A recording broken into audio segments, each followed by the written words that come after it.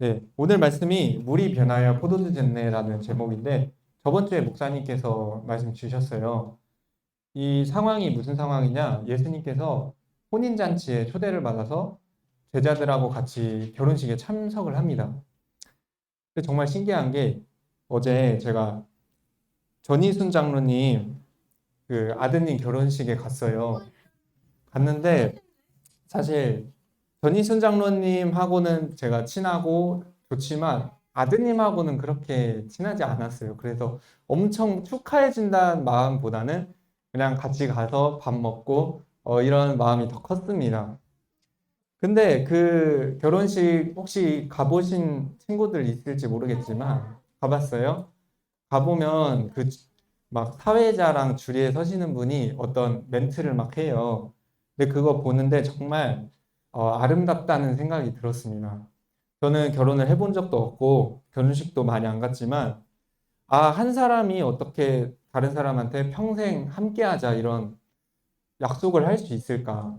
그런 게 참 저랑 별로 친분이 있는 분도 아닌데도 되게 눈물이 났어요. 그 줄에 서시는 분이 예수님을 믿는 분이셨던 것 같아요. 그분이 그 결혼을 뭐라고 하셨냐면 하나님이 짝지어 주신 부부다. 이렇게 말씀을 하셔서 이분 믿는 분이구나. 이런 생각을 했습니다. 그래서 눈물이 좀 났어요.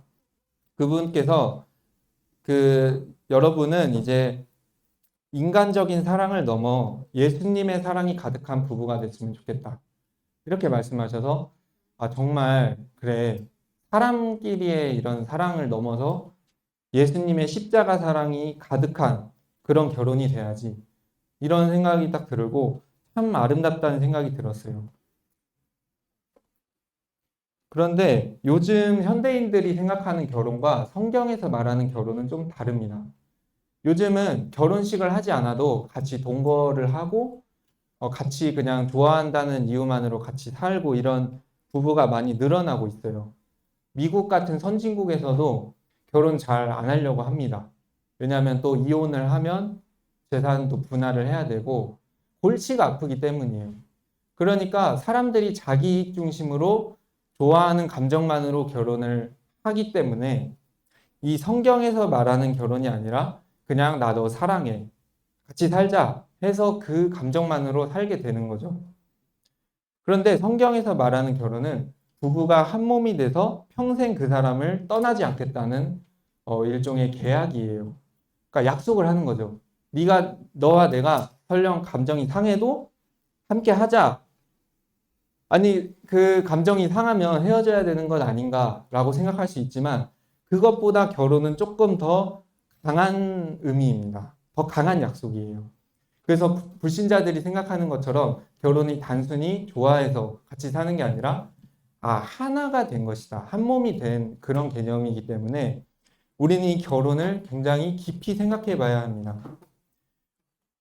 오늘 본문에 예수님께서 이 결혼식에 초대를 받았어요. 마치 저랑 교회 식구들이 어제 전희순 장로님 아드님 결혼식에 초대받은 것처럼 그냥 그 신랑과 신부와 그렇게 친하지도 않은데 하객으로 간 거죠. 예수님도 똑같습니다. 예수님과 제자들도 똑같이 이런 상황처럼 하객으로 갔어요. 근데 예수님이 이제 여기서 물을 포도주로 변하는 기적을 베푸세요. 여기서 알 수 있는 것은 결혼식의 주인이 바로 예수 그리스도라는 것입니다. 우리는 결혼식의 주인공이 당연히 신랑과 신부라고 생각을 해요.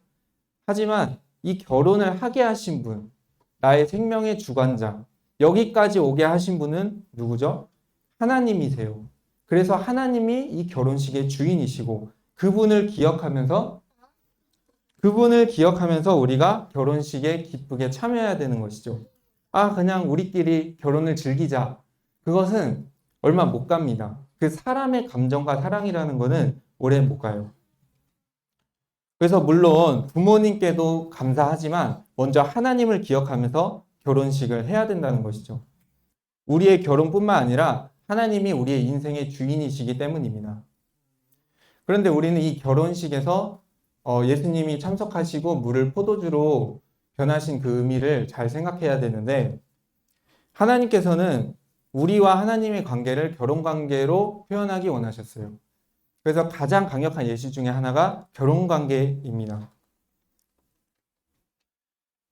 우리와 하나님과의 관계, 신랑과 신부의 관계, 그리고 그리스도와 교회의 관계가 바로 같다는 것입니다. 고린도전서 12장 27절에 보면 너희는 그리스도의 몸이요 지체의 각 부분이라고 하셨어요. 하나님이 우리의 친구도 되시고 아버지도 되시지만 가장 중요한 관계 중 하나가 바로 신랑과 신부의 관계라는 것입니다. 또 우리 그리스도와 예수님과 우리 교회 관계도 그 지체 안에서 하나가 되기 때문에 우리도 다 같은 한 몸이에요. 영적인 한 몸이고 교회 같이 다니는 사람들도 예수님의 한 지체로서 사랑하고 하나로서 존중해줘야 합니다. 그런데 왜 물을 포도주로 바꿨냐는 거예요. 왜 그런 기적을 첫 번째로 행하셨냐?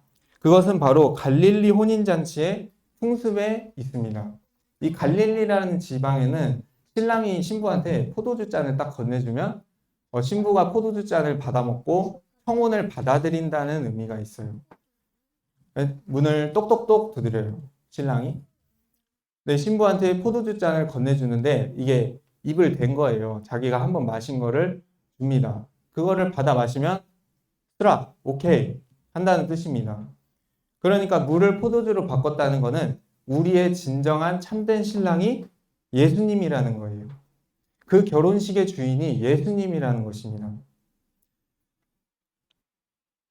그리고 예수님은 자기의 모든 행동과 말을 자기의 뜻대로 하지 않았어요. 심지어 그것을 행하려고 해도 그 때와 시기는 하나님께 맡겼습니다. 마리아가 이렇게 말을 해요. 마리아는 예수님의 육신의 어머니입니다. 예수야, 포도주가 떨어졌다. 의역하면 이렇게 됩니다. 그랬더니 예수님이 이렇게 말해요. 여자여, 나와 무슨 상관이 있나이까? 내 때가 아직 이르지 아니하였나이다. 여기서 두 가지 사실을 알 수 있는데, 첫 번째는 예수님이 마리아와의 관계를 정확히 선을 그었다는 거예요. 예수님은 지금 기적을 행하시기 직전인데 하나님의 일을 할 때는 이 육신의 관계, 육신의 어머니라고 해도 절대로 다른 사람의 말에 휘둘리지 않고 하나님의 때와 시기에 맞춰서 행했다는 것입니다. 그게 설령 육신의 어머니의 말이라고 해도요. 아니, 이제부터 한 5분 뒤에 기적을 베풀 텐데 지금 행하나 이따 행하나 그렇게 차이가 없잖아요. 그런데도 그 철저하게 하나님의 때와 뜻에 따라서만 행동하고 말하셨다는 것입니다. 그래서 저와 여러분도 이런 자가 되시기를 바랍니다. 하나님께서 우리에게 어떤 것을 기다리라고 할 때는 기다릴 줄 알아야 돼요. 또 하나님께서 지금 당장 하라고 했는데 나중에 하고 싶다고 하면 안 돼요. 그래서 하나님의 때에 맞게 우리는 말하고 행동하는 것이 중요합니다. 결론입니다. 이 물이 포도주 된 기적이 뭐라고요? 결혼식의 참된 주인이 신랑 대신 예수 그리스도라는 것입니다. 당연히 우리가 나중에 결혼을 하겠죠. 결혼을 하지만 그것은 육신의 부부, 육신의 남편과 아내지만 진짜 우리의 영적인 신랑 되신 분, 구원자 되신 분, 그분은 예수님이라는 겁니다. 또 이 물이 포도주 됐다는 또 다른 의미는 내가 내 마음대로 살다가 내 인생의 주인이 예수님이 주인된 삶으로 변화됐다는 것입니다. 아까 목사님께서 그러셨잖아요. 물이라는 것은 하나님의 말씀인데 내가 구원받았다는 뜻이에요. 근데 이 물이 포도주로 변했다는 것은 진짜 성령이 충만한 삶으로 들어간다는 것이에요. 그리고 이제 나의 주인이 내가 아니라 하나님께서 나의 주인 된 삶으로 들어간다는 것입니다. 저와 여러분은 진짜 내가 내 주인이 아니라 이제부터 하나님께서 나의 주인이 되시기를 기도하고 또 오늘부터 결단하시기 바랍니다. 기도하고 마치도록 하겠습니다. 살아계신 하나님 감사드립니다. 갈릴리 혼인잔치에서